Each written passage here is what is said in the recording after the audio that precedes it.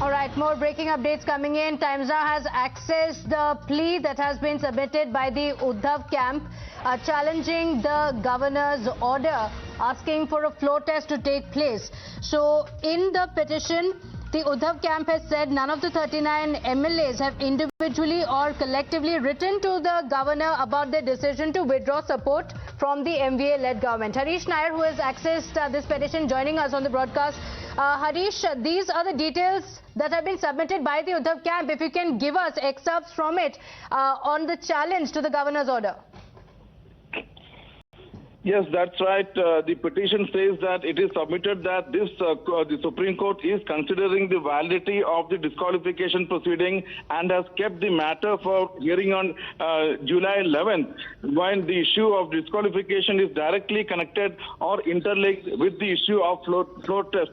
The petition also says that it is submitted that the communications are entirely based on media reports with no concrete material whatsoever. None of the 39 MLAs, it appears, have individually or collectively written to governor about the decision to withdraw support from the MVA-led government.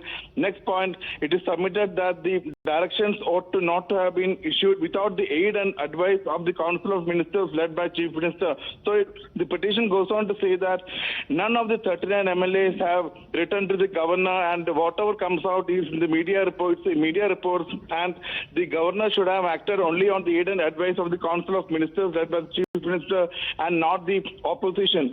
The petition also goes on to say that it is surprising that the leader of opposition admittedly meets the governor at 10 p.m.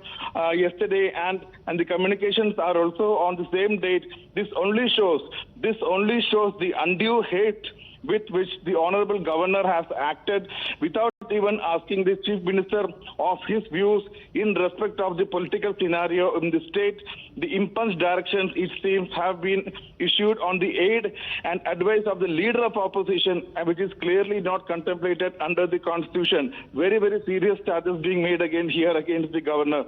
The Shiv Sena also said that there is absolutely no ground or material to call for an urgent floor test on 36/2022 when the Supreme Court is already seized of parallel proceedings and wherein constitutional issues are to be decided. And the last important point being that the governor, with little or scant respect to the sanctity and dignity of the Honorable Supreme Court, has proceeded to go ahead and order a floor test in a clear attempt to shield the MLAs from the punishment entailed on account of the constitutional sin of the defection.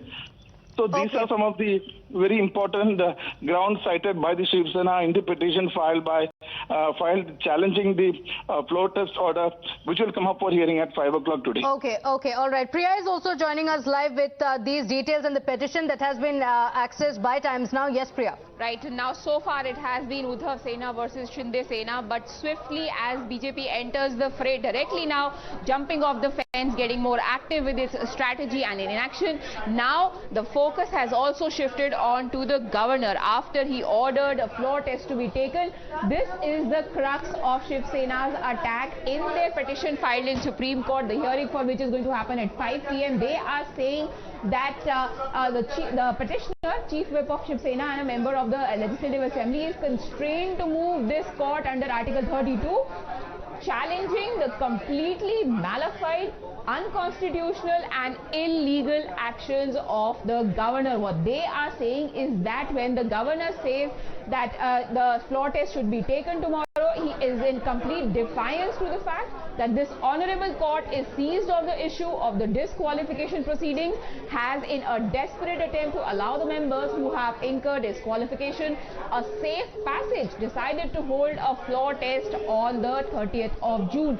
It is submitted that High Court is considering the validity of disqualification proceedings and has kept the matter for hearing on 11th of July. So basically what they are doing is, they are saying, and we have also heard statements to this effect, that when the MLAs had gone to the court and said that 2 days were not enough for them to submit their replies, they were given 14 days, and now, as Sanjay Rawat put it, the governor has acted with the speed faster than Rafale jets in ensuring that he calls for a floor test. Okay, all right. Thank you, Priya, for joining us with those details. Thanking Harish Nair as well, who accessed this petition.